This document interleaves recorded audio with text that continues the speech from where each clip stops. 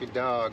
She's getting to head out to the river and do some dog stuff while I'll fish on this kind of cloudy Sunday, March day.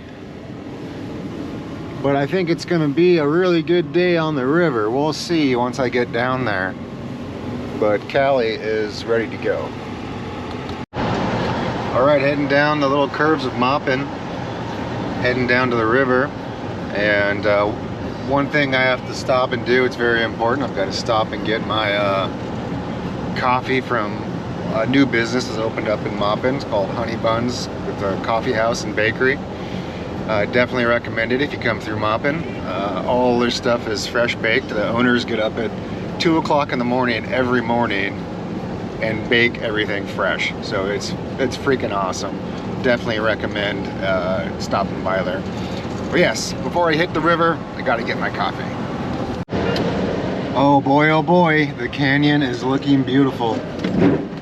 Really excited to get on the water today for a couple hours here. It's supposed to pick up and get pretty windy about noon, so I'm going out a little earlier today than I normally do. In the winter, I kind of like to go out during the heat of the day, but I'm trying to beat the wind today.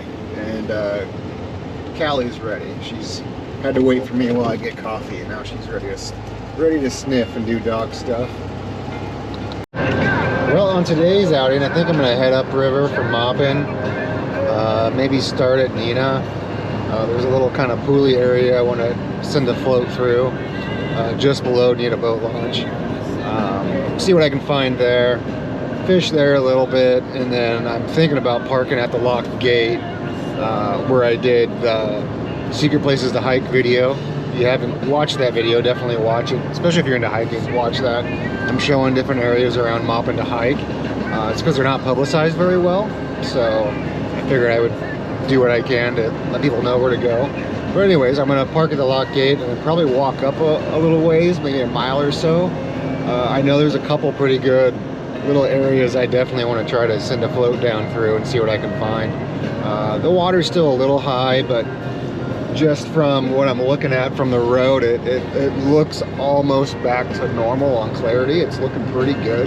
It's got that kind of traditional kind of green color that the Deschutes usually has.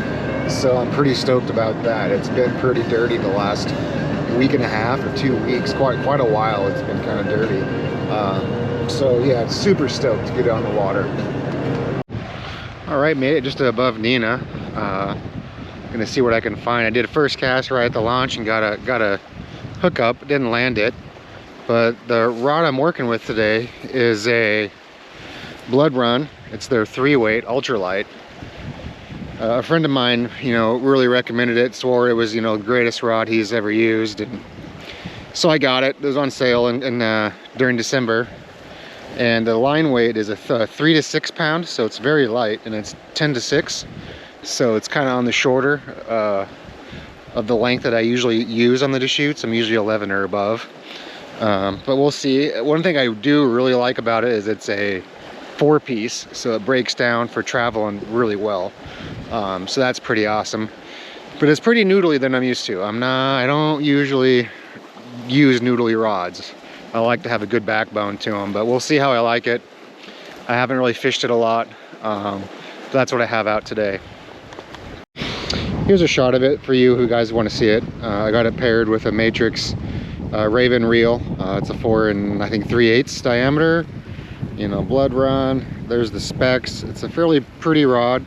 It's got kind of an amber gray color to it. It does not have a reel seat. So far, and it's as you can see, it's very noodly. I don't typically like that, but I took his word for it because he's a great fisherman, and I'm gonna give it a shot.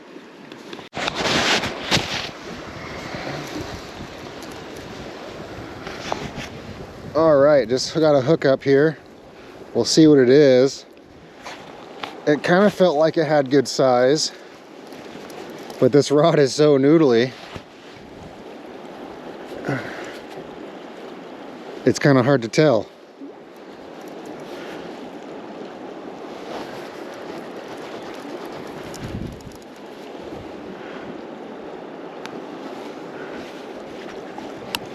Oh, it's a nice sized whitefish.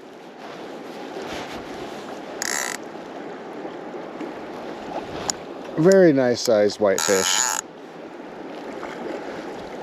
And what did he eat? He ate a rubber legs, is what he decided to eat today.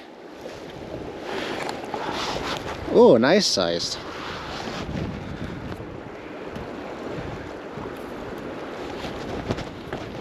All right, buddy. All right, all right.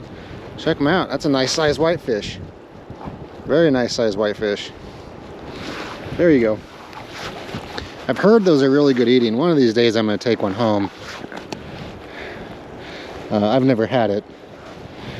And he decided to eat this guy, rubber legs. And it's just tied eye to eye. Nothing's fancy. And that's what he decided. I have found the black with the brown legs works the best on the Deschutes. I've tried all different colors, and it seems like the black is the most consistent color that I have fished on the Deschutes. So far with the Blood Run 3-weight, I'm really not all that impressed. It's far too soft. It's very, very soft and noodly. I've missed probably 3 or 4 fish because of it. I'm used to a much more stiffer rod that's got more backbone. You have to do very elaborate like motions to get it to set the hook. It just doesn't have a lot of power. It's very weak. So yeah, I mean, it's only, I think full retail is $139, so it's definitely on the lower end of the spectrum when it comes to float rods, but so far it's far too soft. I think maybe like a 4 or 5 weight would be a much better blank to start with. The 3 weight is just, it's too wimpy. I'm gonna keep fishing, see if it doesn't change my mind, and I'm gonna move on down the river and go to the next spot. It's a beautiful day here in Maupin.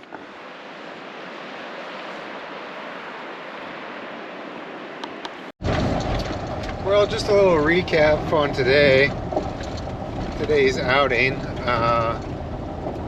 It went pretty good. You know, the weather forecast called for some pretty serious winds, which they did pick up, and so my outing was cut short. But it was kind of an update on what I thought of that Blood Run 3-weight. End of the day, not terribly excited about it. I think it's going to be a great camping rod, or like a backpacking rod, just because it does break down so good, you know, it being a 4-piece. But it's just the performance of the rod out using it, at least on the Deschutes, which the Deschutes has got a lower D near Maupin, has a very heavy current. I just think the river, it was too big of a river for too small of a rod. And if I'm up on Clear Creek, which is more of a little creek than a river, it would have been fine. It didn't have the backbone to run the appropriate floats to get to depth. It didn't have the power in the backbone to properly set the hook. You know, I only landed one very nice whitefish today, and I've got 3 or 4 hookups, and I feel if I was using my Raven rod, the Helix, which is kind of their entry rod, it's kind of my daily driver, I would have caught those fish just because of the backbone being able to set the hook. You know, there's no backbone on that 3-weight Blood Run. I don't know why I appreciate the essence of what they were trying to do with that rod, but I for the life of me can't figure out why they decided to go with a 3-weight. I think if they had built the exact same rod in a 5 or 8 weight, it would have been an epic rod. It would have been awesome, you know. And with that 3-weight, just it has no high modulus to set the hook. And if you ever got a big fish on it, how would you ever turn it or control it? I mean, you wouldn't.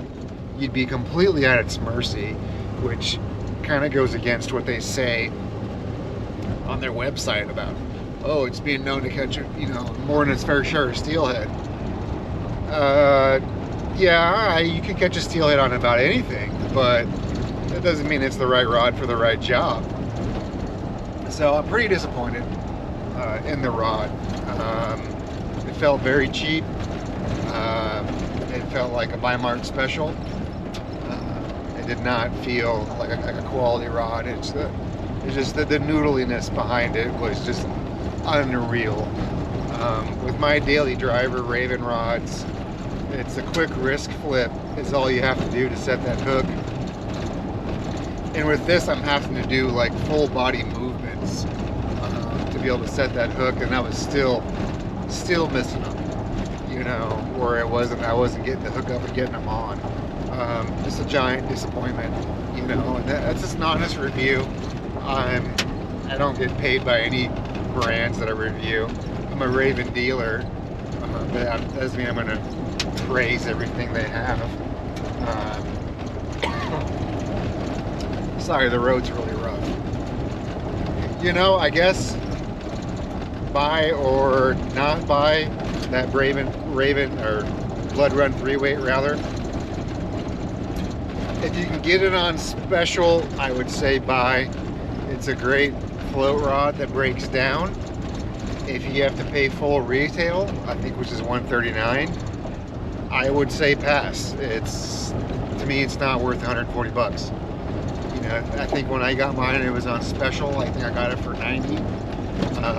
90's a stretch. It feels like a $50 rod.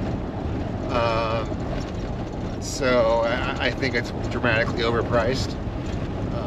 It's just not what I was expecting, you know. So I kind of don't know where their mark is, what they're trying to do. But on the flip side, I put a new Matrix, Raven Matrix 4.0 on it, and it was great. You know, I love they did an update from a slide clicker to a little dial. The dial is awesome. That was a huge improvement over, I have one of the older ones that's got a slide switch, and the slide switch kind of sticks sometimes. It's not the greatest design. The little dial they have, like they do on their bigger matrices, was a huge improvement. So I'm gonna head downriver. It was very, very windy up in Neenah. I'm gonna head down. I would like to fish more just because the day is so nice.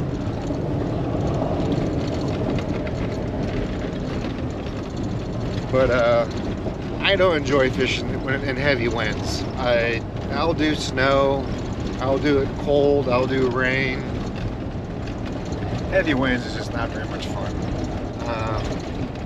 And it was calling for almost 20-mile-an-hour winds today in Maupin. It wasn't supposed to hit till noon, so I think they hit a little early.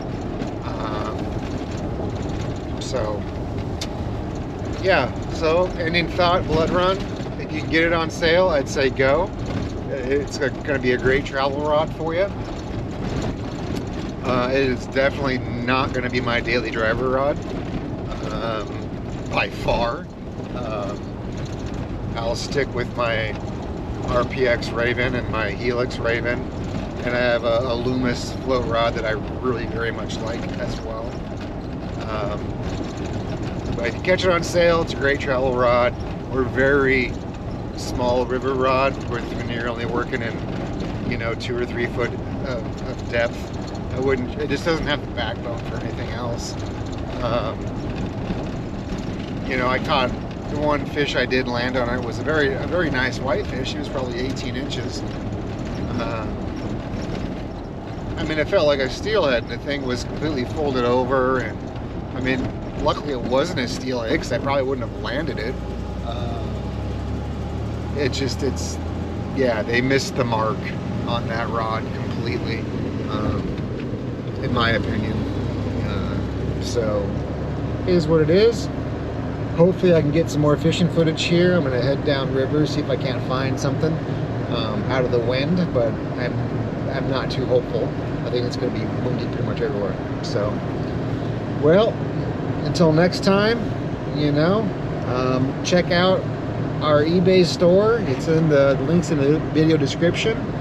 And if you ever do come to Maupin, swing by the the hardware store, Maupin Country Store and Hardware.